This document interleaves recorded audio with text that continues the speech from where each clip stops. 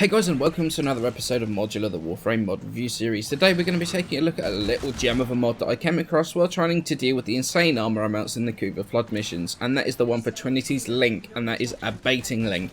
Now this isn't a new mod at all, in fact it's been in the game for quite a while now. It can be grabbed from either the trade chat or from rising to max rank with Parent Sequence or New Loca. Spend 25,000 standing with them, but what do you get for that standing? Well, the mod's extremely simple, there isn't much to it mechanic-wise. What it does is that every enemy that Trinity links to will have their total armor reduced by 45% at base. The armor removal from Abating Link is done after Corrosive projection as well. So if you've got 2 Corrosive projections and the enemy has 1,000 armor, for example, that brings it down to 400 armor, and Abating Link will take 45% of that, bringing the total armor down to 220. Now, the total armor stripping can be increased with the use of power strength mods. It can be raised from 45% all the way up to 100% armor removal, with the use of at least 223% power strength, meaning that you're going to have to mod very specifically for that. Now, talking about the build I was using for my testing, this is something I'm going to do in each of these videos from now on. It's a pretty specific build that I've tried to balance a whole bunch of elements for, so I don't hurt too many things trying to get the power strength up. For a start, I've got a max blind rage on there, and intensified to bring my power strength up to 229%. Prime continuity combined with the old school arcane aura helmet brings my duration up and keeps things running for a bit longer. Stretch for a bit more range on Link. Energy vampire as well is really good with stretch.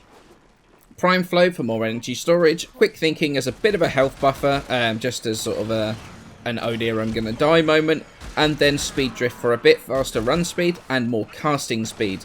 Since some of the animations are kind of long and at higher level, you badly want to make sure you've got things up as soon as you can. So why is it out of all of the new mods I stopped doing those and I've done a video on this instead? Well, those of you that have been around on my channel for some time will know that I'm not a fan of the current way that armor scales in the game, especially when compared to all the other non-armored factions. I find that it limits the viable weapons at that level way too much, because only the strongest weapons can compete, since the damage reduction from armor is harder on weapons with low crit, low status, or those that just have low base damage. So when I was running the Cougar Flood missions and my Excelsior Prime was critting for 50 for whatever reason, I decided to go around and take a look at what options I had for removing armor, and I remembered that Trinity had an augment for that. And I never actually tried it. Going back and playing with it though, while I was making the video for the Cougar farming that I put out yesterday, I had an absolute blast playing it. The amount of different weapons I can play around with now against the Grineer has made things way more fun again. I would never take a burst on Prime in the third part of a sortie, for example, or in the Cougar Flood mission, but with Abating Link I can run a viral and heat burst on Prime and shred Grineer like they were much lower level again. It does have a couple of flaws to it, but they're mainly tied to the base ability.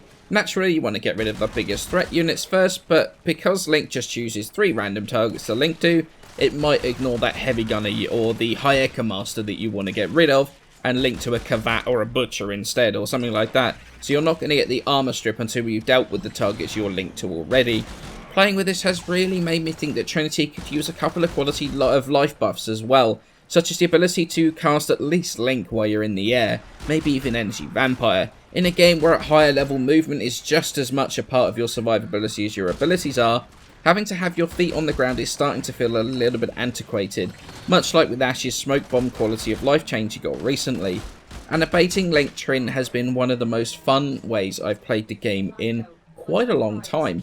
I don't often play sorties on public, so we never run with a 4 corrosive projection, and armor is often a problem at that point.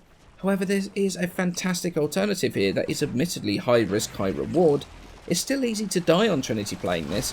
You just need to make sure that you have your Link up at all times, use your blessing when you need to, keep yourself topped up with energy. It's a constant management of those 3 abilities, and that amount of management and interaction with those 3 is why I had so much fun. The time just flew while I was recording. I'd say it's well worth taking another look at if you glossed over like I did originally. It's a very underrated augment.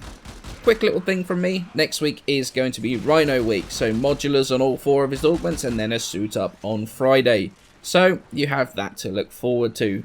As always though, many thanks for watching. Feel free to hit that like button to subscribe if you like my content, and I shall see you in the next video.